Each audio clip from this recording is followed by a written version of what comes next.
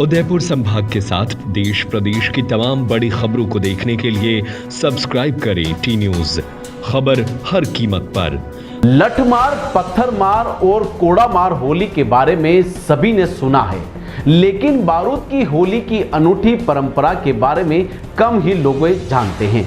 यह परंपरा राजस्थान के उदयपुर जिले के मेनार गांव में पिछले 500 साल से चली आ रही होली के बाद यह होली इस बार शनिवार रात को खेली गई, जिसमें बंदूक ही नहीं बल्कि तोप से गोले छोड़े गए। गोला बारूद से खेली जाने वाली इस होली को देखते हुए उदयपुर ही नहीं बल्कि दूर दराज से लोग पहुंचे हैं। रंग गुलाल के बीच गोलियों की गड़गड़ाहट के साथ खेली जाने वाली होली जश्न के साथ मनाई गई। यहाँ के बुजुर्ग बताते हैं, मेनार में बारूद की होली खेलने की परंपरा पिछले 400 सालों से चलती आ रही है। जब मुगलों की सेना मेवाड़ पर हमला करते हुए यहाँ तक पहुंची तो मेनार के रणबांकुरों ने ऐसा युद्ध किया कि मुगल सेना के पांव उखड़ गए और उसे पीछे हटना पड़ा। इसके बाद मुगल सेना ने मेवाड़ की ओर कभी आंख उठाकर नहीं देखा।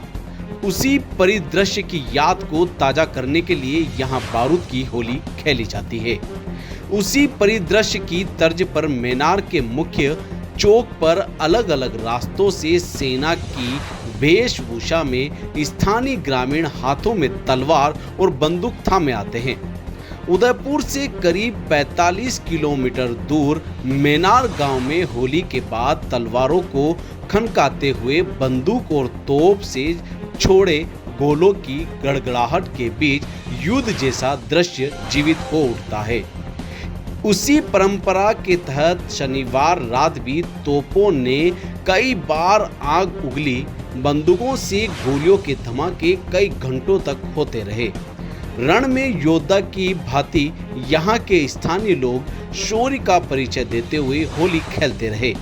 इस गांव के विदेशों में रहने वाले युवा भी होली में भाग लेने मेनार अवश्य आते हैं। शनिवार को ग्रामीण पूर्व रजवाड़ी के सैनिकों की पोशाक धारण करते हुए गांव की चौक पर पहुंचते हैं। यहां अलग अलग 5 दल बनते हैं जो आपस में लड़काते हुए बंदूक तलवारों को लहराते हुए खास नृत्य करते हैं। बीच बीच में बंदूकों से गोलियां दागते रहते हैं और तोप से गोले छोड़े जाते हैं। तोपों और बंदूकों की गर्जना इतनी तेज होती है कि मेनार से 5 से 10 किलोमीटर दूर तक सुनाई देती है। मेनार गांव में बंदूकों, पटाखों व तोपों की गर्जना के साथ होली खेलने का जश्न आधी रात तक चलता रहता है। साथ ही पटाखों के धमाकों से ओकारेश्वर चौक दहला हुआ रहता है। इस होली में केवल हिंदू परिवार के सदस्य नहीं बल्कि जैन समुदाय के लोग भी भाग लेते हैं।